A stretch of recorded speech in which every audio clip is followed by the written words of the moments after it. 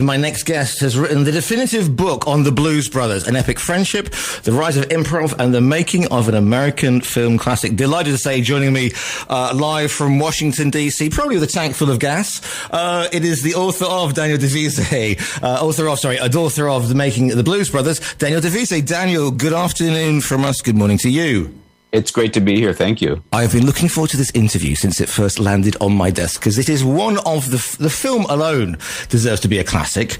But a lot of people maybe don't know the backstory, because especially here in Europe, we didn't have Saturday Night Live. We didn't have the full Belushi experience until it landed fully formed, and that's a word for those two, fully formed on our VHS players in 1980. Tell us a little bit about how it all came to be in Saturday Night Live.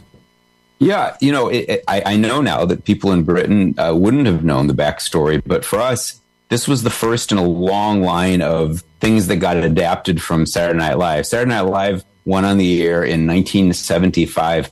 Think of it as like a Monty Python, but that kept going for 50 years, because it's still on the air and it's still pretty big. It's a big deal show. And these characters, these Blues Brothers, were, one of the first sketches that got repeated a couple times. So viewers of the show, the late night show, got to know it. And then in 1980, when this film came out, American viewers recognized it as kind of this weird thing that got adapted from this late night TV show. And the other thing everybody needs to know about these guys is Belushi was a huge star, because Belushi was in Animal House, and Animal House was a massive hit, at least in the States. So it was, among other things, it was this much-awaited next Belushi movie when it came out. And that was the framing for us who saw it. I saw it in Chicago, and that's what I was thinking of it as when it came out. Because we had Belushi in Animal House, which, Toga, and so many great lines. Such a great ensemble. John Landis, wasn't it, the director of Animal House, if I remember? John Landis, the great comedy director, and he was a Belushi whisperer. He communed with Belushi in a way that I think other directors might not have been able to. So that's why they got him to direct Blues Brothers, because he worked well with Belushi and Belushi with him. And if you know Animal House, and if you're a nerd like myself, you will recognize that apart from having a great soundtrack, Louie Louie, etc., there's a certain Robert Cray playing in the house band when they walk into the club. I seem to remember that Robert Cray, the brilliant blues guitarist Robert Cray's in there. So there is Belushi, wild man to put it mildly, but he knows, like all great twisted artists, he knows his music, as does Aykroyd. Well, the fascinating thing is, Aykroyd grew up as a blues guy in Ottawa, Canada. He grew up as a blues hound. Belushi was a convert, and you know who converted him? Not Robert Cray per se, but a guy in Robert Cray's band, whose name is Curtis Salgado.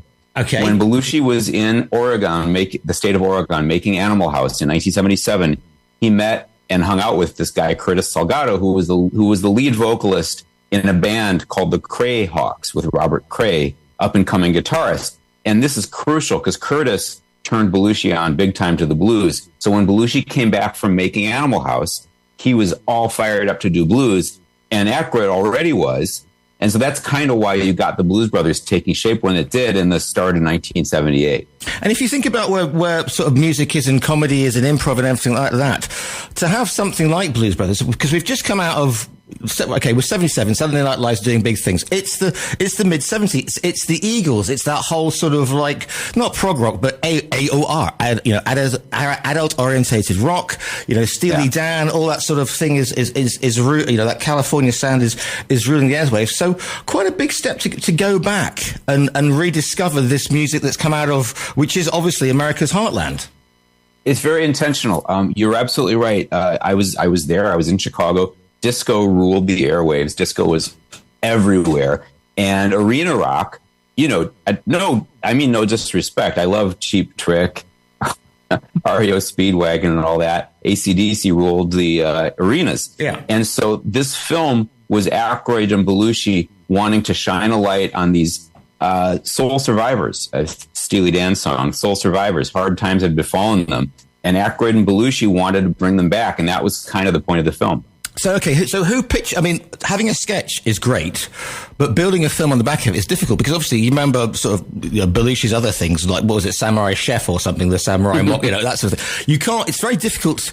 It doesn't translate very well, obviously, a sketch into a whole movie. So how on earth do they pitch this one and how do they write it? Because let's face it, this is Saturday Night Live at its peak. Everybody's having a great time. Everybody's partying, going to the Studio 50, whatever they're doing in New York, or before New York became Tribecafied. So how on earth did they A, get a script, and B, get the pitch, and C, get somebody to pick it up? Well, so go back to Animal House comes out, I think in the summer of '78. At that point, every studio wanted to do the next Belushi film. They didn't care if it was him reading the telephone book. They wanted Belushi in something. And all that Belushi cared about that summer was the Blues Brothers, because Curtis Salgado and Robert Cray had fired him up. So he and Aykroyd went, straight into this Blues Brothers project. The studio, and I can't overstate this enough, they didn't care what the movie did. They didn't care what the script was about. They just wanted Belushi in a film. The Blues Brothers were hot, so fine, the Blues Brothers. And then it became Aykroyd's particular genius that he was able to build this goofy story basically in the service of a musical, right? A rock and roll, car crash, rhythm and blues, crazy, zany comedy musical in support of these wonderful icons of rhythm and blues. That became the spine of the film. That was the real mission from God behind the scenes. The real mission from God was Aykroyd and Belushi wanting to bump up the careers of these icons. You see, because this is the thing, because this is not like, again, the late 70s, and a lot of these blues people had got a bad crack at the whip the first time round. John Lee Hooker, Ray Charles, etc., and they'd been overlooked. And again, we're in disco, so they're not looking. So finding somebody like Cab Calloway, original Cotton Club, Minnie the Moocher, that speaks of the musical intelligence and knowledge that he had, but also the love for all forms of and the recognition of all forms of the blues, rather than just saying, okay, it starts with the Rolling Stones. I told John Landis over and over again, I really credit them with making brilliant choices, both in who they got. James Brown, Aretha, Ray Charles, and the others are absolute A-list, most important rhythm and blues people kind of ever, and who they tried to get. They tried to get Little Richard, but he'd found Jesus at that point, so he wasn't going to do it. And again, architect of rock and roll, they got Muddy Waters, who I would argue is, along with B.B. King, the greatest actual blues dude of that era. But he fell ill at the last minute. He would have been in the John Lee Hooker scene, along with John Lee Hooker. Wow! And wow! Yeah. It would have segued from Boom Boom into Manish Boy or something. I mean, that's how cool it would have been. Also, they approached B.B. King, the actual king of the blues, and the only reason he didn't do it was his manager waved them off because this was a bad choice. But BB was too busy, so he didn't do it, and he was crushed when he found out. But also, I mean, the actual Blues Brothers band, I mean, Duck, for example, I mean, all these, if you know music and you know how it comes and Muscle Shoals and all that sort of stuff, and they're picking out these guys who are the backbone of the sounds, of the soul stroke rhythm and blues movement. But up to this point, a lot of people wouldn't know who on earth if you're a music fan, if you're a deep music fan, you know who they are. And again, put yourself in my shoes. I was a kid. I knew Aykroyd and Belushi as these comedy guys on television. Nobody knew of them as musicians or singers of any stripe. And then suddenly they reinvent themselves this summer and autumn of 1978. Suddenly they are frontmen in this huge rhythm and blues review with the Stax Records horn section, the Saturday Night Live, band. I should say the Stax Record rhythm section and the Saturday Night Live horns, and Matt Guitar Murphy. And so, again, me, a kid in Chicago, what are these guys doing? I mean, we were befuddled when we first saw the Blues Brothers because nobody in American television had done this before, I don't think. Like, suddenly reinvent themselves as a pop star and go out on tour. Does the review come first then? Because obviously there's a live concert album. So, yeah. Okay, so talk us through that then. So how did they sell that? Is that because that must be an experience? Is that 17? Yeah. So if you go back to 1978, I'm this kid. I'm a consumer. I see this Blues Brothers album show up in the stores. Like, hey, that's Aykroyd and Belushi, but they look serious, and they made a blues record, and I'm supposed to buy it. And then they're playing at the Universal Amphitheater, opening for Steve Martin. Steve Martin, of course, a comedian, but the opening act was dead serious. So we were just all confused. Like, is this a joke or is this real? And so by the time the film comes out, we were all accustomed to the idea. But when the Blues Brothers first dropped, they were just this weird thing. Like, what are these guys doing? What are they playing at, you know? So shooting the film, I mean, to get Belushi, I mean, he's at the height of his powers, but he's also at the height of, I mean, did he buckle down and get into it? Did he realize what he was, you know, this was a project that he really wanted to do? Because obviously, come, you know, films like, was it Spielberg's 43 and there's some other bits and pieces, he's not exactly the best timekeeper in the world. No. Well, so Belushi was in the full throes of addiction by the time they made the Blues Brothers in 1979 in Chicago, mostly.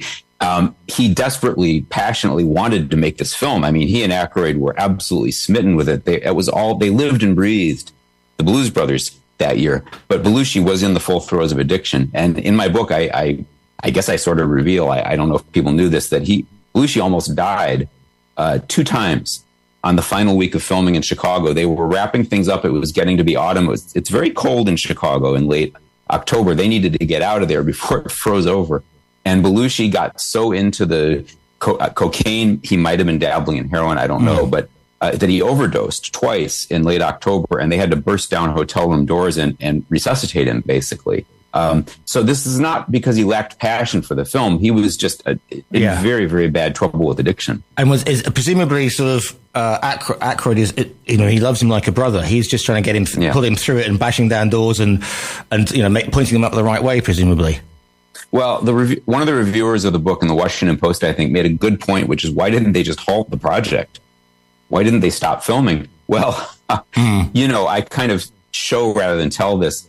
The truth is, the production had a life of its own. It was rolling along. They weren't going to stop because Muddy Waters was sick, and they weren't going to stop because Belushi was having trouble. Also, in that era, these are guys in their 20s, early 30s. That era, those people were very naive about drugs. Nobody understood, apparently, the danger attendant to heavy cocaine use. It was considered this pick-me-up, kind of like coffee. And there's a quote from, I think, what's his name? The 7 Dirty Words guy, George Carlin, saying, the one thing that cocaine made us feel like was taking more cocaine.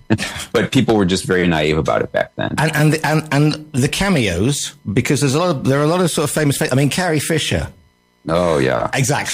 She was on acid part of that time, by the way. Well, yes. Well, I'm not going to say anything about that, but you know, her setting up with the rocket launcher is just, you know, I mean, she looks glazed. She was glazed. Right. I mean, and also there are various. I mean, playing the Nazis as well. There's some great lines in there. But isn't that the guy from Ronan Martin's Laughing? He was on. Am I getting my? Oh God, no, you're right. Yeah. You're right. The head Nazi was very funny, very lovely actor, and he was fretful about doing this part. He apparently spoke to the crowd, said, "I'm going to say some horrible things, but you know, I'm playing a Nazi, but don't believe them. They're not true. I don't agree with any of these things." But no, he was wonderful in that role. So when they finally sort of wrapped this whole thing, what was the? Because again, I discovered Blues Brothers through 80s clubbing. Everybody gets dressed up as the Blues Brothers. Friends of mine did a review of it as well. Was it an immediate smash then? I'm just trying to. It was pretty much everywhere, wasn't it?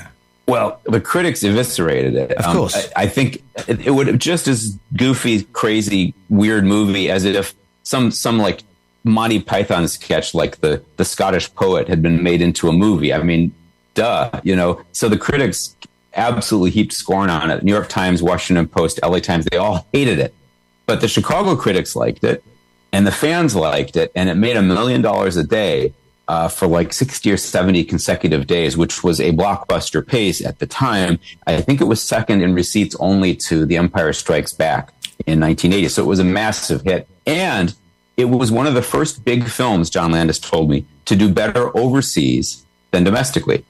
And of course, it's also doing really, really well on the video market. The VHS market. Oh, yeah. I mean, in the years since. Yeah. Because, and this was the thing, I mean, this is how I first saw it, and it was a movie that you go down to your Blockbuster or whatever and pick it up and pop it on. It was a good party movie. How did it sort of set up?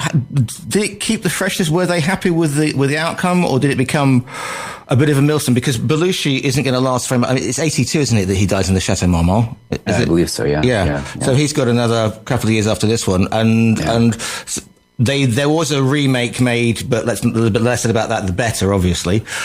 So what do you think the legacy is, and what inspired you to write the book?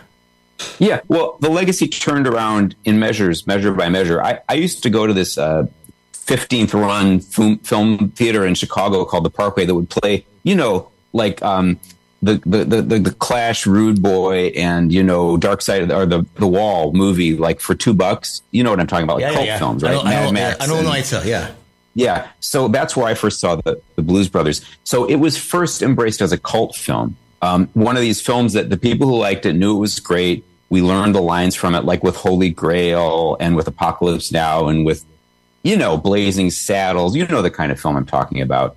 And so that was, for its first decade of life, it was a cult film that Landis fans liked it, along with Animal House, Kentucky Fried Movie, Werewolf in London. So then, bit by bit, toward the end of the century, the end of the millennium, critics started to rediscover it. And by the time that, that lesser sequel came out, that's when the critics kind of said, wow, this sequel ain't that good. But man, the original film was, golly, that was a classic. And so gradually over the years, it became more and more recognized as a fine film. If you look at Internet Movie Database now, it's almost got an 8.0, which would put it in the pantheon with the absolute greatest comedies. BBC rated it as one of the top comedies recently. So it's gained currency over the years. And the reason behind that is because it's done with, I'm not going to get sentimental, but it's done with love and respect. Because when Cab Calloway turns into the Cotton Club, you don't know the struggles. You may not know the backstory to that, but my goodness, there's a story there. And when John Lee Hooker's playing Boom Boom, and James Brown in a church, and Aretha Franklin, the voice, but it could have been, had it been done now, there could have been like a look to camera and a half raised eyebrow, but you can tell that it's done with absolute devotion to the even the country music, with throwing the and if you've ever played live music, you know what it's like, the throwing of beer bottles and when they lose their minds to rawhide, but it's none of it's nasty apart from towards the Nazis. Well, so I think it belongs in a certain category of great comedies, along with, again, Animal House, Caddyshack, films that were of this SNL era and National Lampoon era, beloved comedies. But then it gets, I think, an extra bump in prestige and in immortality as an artifact of the rhythm and blues greats, because those other films didn't do that. The other films didn't immortalize Aretha Franklin and James Brown. And if you go on YouTube and type in those names, it's one of the very first things that'll come up. It's a wonderful artifact of their greatness, basically. And that's, I think, ultimately what gives the film immortality. I know you haven't got much time, but how willing were people to talk about the film that you talked to? Wait, sorry, say it again? How willing were people? Yeah, how willing to talk? Well, they were all a little leery because Bob Woodward, the great Washington Post reporter, did a book about Belushi in the 80s, which absolutely, which was very clinical and very investigative and kind of dark because it's all about drugs. And he was investigating Belushi's death, so it was a heavy book. And a lot of the people who loved Belushi didn't love the book, so they were leery when I approached them. But I sort of convinced them that not just that I was taking a different tack, but the entire context has changed, because Belushi now is considered a comedy legend, a comedy god. Arguably the finest performer SNL ever produced, or one of the handful. And everything that's written about him now and written about that first cast of Saturday Night Live is written with reverence. And so, yeah, the book is a totally different feel. And so everybody in the end, I think, liked talking to me. And the book is called An Epic Friendship. But one of the pictures has always stuck with me is Aykroyd in his Harley Davidson at Belushi's grave. That's some perhaps shot from, exactly, you know what I'm talking about. Exactly. That's the last picture in the photo thing. Yeah. I mean, sad. Yeah, but that is the epic. I mean, every time I see that, I get a bit teary, because it is, and that is perhaps at the end of it all, that is perhaps the strongest thing that came through. Well, so I didn't know when I was going to stop the book, but when I got to Belushi's memorial, which is that just after that gravesite, I stopped, and I just felt like, okay, that's it. And the reason I in hindsight, why I stopped then is that was the end of the friendship.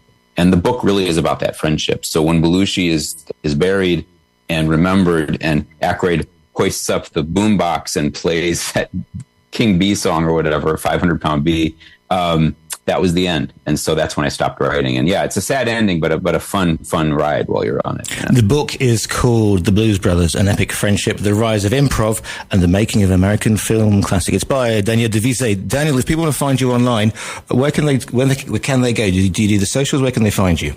Oh, well, I've got a website, which is just danieldevizé.com, which is a little hard to spell. But if you type in Blues Brothers book at this point, it's selling, thank goodness, selling really well, both in the States and the UK. So you'll find it. If you just type in Blues Brothers book, you'll find me, you'll find it. And you'll be able to order it from our own virtual bookstore. I know you're on a tight schedule, so thanks very much for speaking to us. The book is called The Blues Brothers. It's by Daniel Devizé. Daniel, thank you so much for your time today. And thank you, sir, for yours.